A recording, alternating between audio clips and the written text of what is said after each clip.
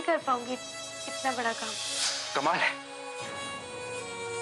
मैं अपनी लाइफ में पहली बार इस ऐसे इंसान से मिल रहा हूं जो अपने काम को बढ़ाने के बजाय अपने छोटे मोटे कामों में खुश है।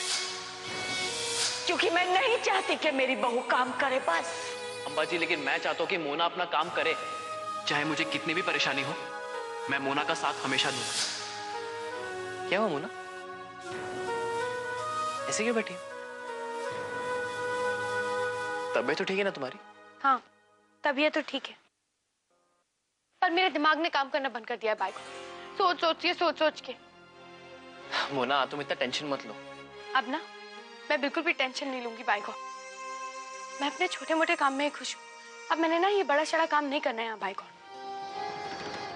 मोना, मैंने कहा था ना कि जल्दबाजी में आकर कोई फैसला मत करना। अम्बा जी को मैं ज्यादा देर और दुखी नहीं देख सकती, इसलिए मुझे नहीं करना है बड़ा फैशन शो। मोना, ये ठीक नहीं हो रहा है। ये बिल्कुल ठीक है, बस। मैं अभी आया। अरे मेरी बात तो सुनो, कहाँ जा रहे हो अनुकल? अजीब चल रहा है। अम्बा जी, आज हमें यह फैसला करना ही होगा। आखिर मोना के काम करने से क्या परेशानी है आपको? आप क्यों ज्यादती कर रही है उसके साथ? ना मुझे कोई परेशानी है और ना मैं कोई ज्यादती कर रही हूँ।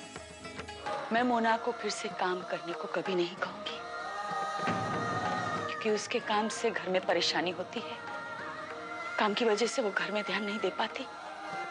अम्बा जी, मासी के आने से पहले तो आपको ये शिकायत कभी नहीं हुई, फिर अब क्या हो गया आपको? अगर ऐसी बात है तो आपको मुझे और सेजल को भी घर में रोक देना चाहिए। सतनाम कैसा है? बस ठीक ही है। इतना बीमार पहले कभी नहीं देखा उसे, अच्छा नहीं लग रहा है। मैं गांव चला गया तो एकदम अकेला पड़ गया। अमृत भी वहां रहकर भी वहां नहीं है, हमेशा उसका मन यहीं लगा रहता है। एक बात बता, सतनाम से तेरी बात हुई कुछ कारोबार को लेकर? नहीं तो क्यों? तू उससे बात करके देखना, क्या पता तुझे बता दे। अम्बा जी, क्या हुआ? तुझे भी लगता है मैंने तेरे साथ अन्याय किया, ज्यादती की? ये अन्याय शन्याय क्या होता है अम्बा जी?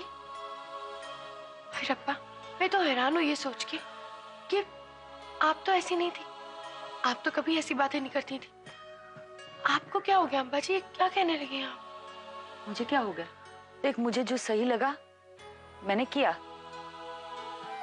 मेरे चाहने न चाहने से कुछ नहीं होता मोना।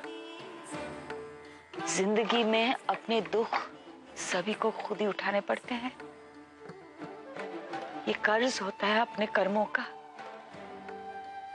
और ये कर्ज खुद उतारना पड़ता है। और कभी कभी तो पूरी जिंदगी भी कम पड़ जाती है कर्ज को उतारने के लिए। आप क्या कह रही हैं अम्बा जी? कौन सा कर्ज? नहीं समझेगी तो? क्या नहीं अम्बा जी? कोई परेशानी पुत्र? जी नहीं, बस यूं ही। यूं ही तो तू छत पर आकर नहीं बैठ जाता पुत्र। बचपन में भी तू ऐसे ही किया करता था। जब भी किसी बात पर कोई गुस्सा आ जाता तुझे या कुछ हो जाता तो तू ऐसे ही छत पर आकर बैठ जाया करता था। समझ में नहीं आ रहा पापा जी, आपको कैसे बताऊं। दारजी की बरसों की मेहनत, सारी मेहनत मैंने मिट्टी में मिला दी। क्या? लेकिन पुत्र, जब मैं पिछली बार आया तब तो सब कुछ ठीक था। मैंने खुद नहीं सोचा था कि हम इतनी बड़ी मुसीबत में भी फंस सकते हैं।